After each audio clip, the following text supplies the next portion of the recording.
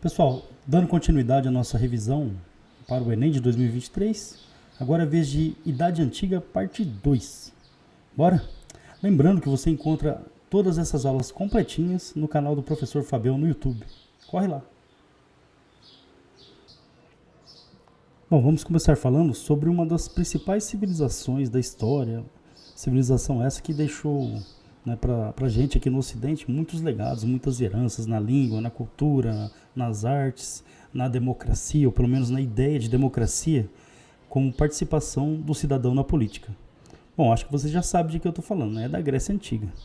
Normalmente, né, lógico que não é só isso que cai, mas a maioria absoluta das questões que caem sobre a Grécia Antiga, elas se referem à cidade de Atenas.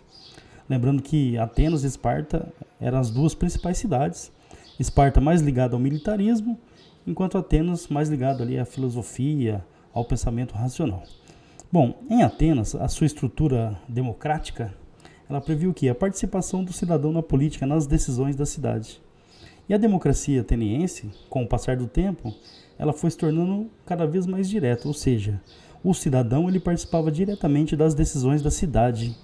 E a ágora, a praça, era o local de debate, onde os gregos, os atenienses, eles debatiam as questões políticas. Porém, a democracia ateniense ela não é tão abrangente assim. Por quê? Havia um limite para essa democracia. Era considerado cidadão em Atenas apenas os homens adultos, nascidos na cidade, filhos de pai e mãe ateniense. Esses homens, independente da renda com o passar do tempo, que eram chamados cidadãos, eles tinham o direito de participar das decisões políticas. Então, o cidadão era o homem adulto, nascido na cidade, filho de pai e mãe da cidade.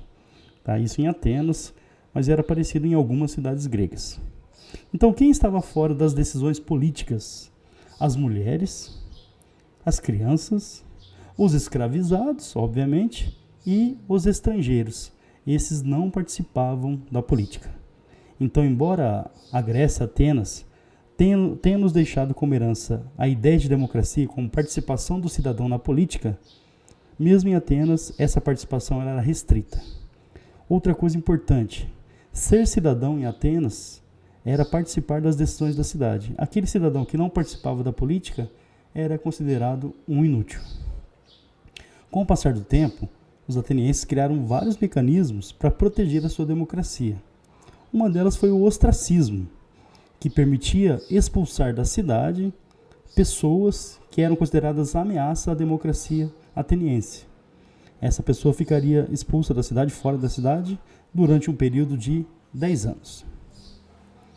A Grécia ela teve algumas guerras importantes. Uma delas, talvez a principal ou uma das principais, foram as guerras médicas. Não tem médico envolvido, tá? As guerras médicas foram as guerras entre gregos e persas. As cidades gregas elas eram inimigas umas das outras, mas diante de uma ameaça externa como a dos persas, elas se uniram para combater o inimigo externo. Os gregos acabaram vencendo as guerras médicas e derrotando os persas.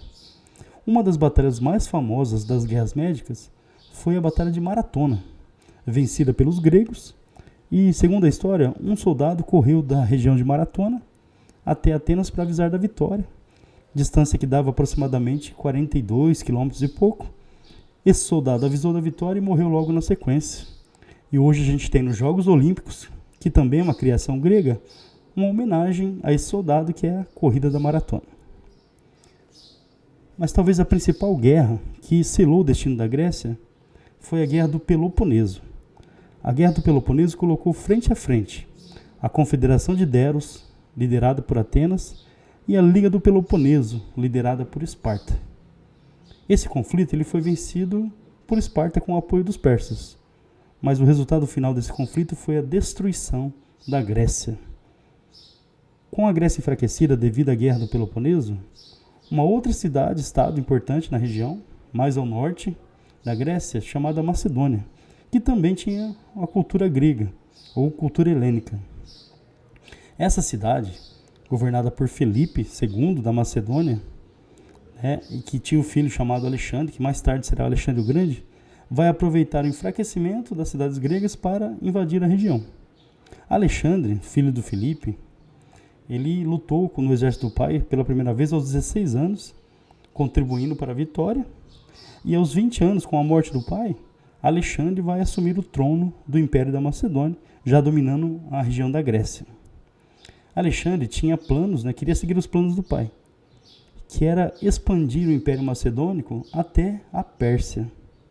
E para isso, o exército macedônico era um exército muito ágil, muito organizado, com uma infantaria rápida, com grandes lanças, escudos. Eles conseguiram avançar na direção da Pérsia, e Alexandre o Grande, aos 32 anos, já tinha conquistado boa parte do mundo conhecido, o Egito, conquistou a Pérsia, a Mesopotâmia, chegando até a Índia.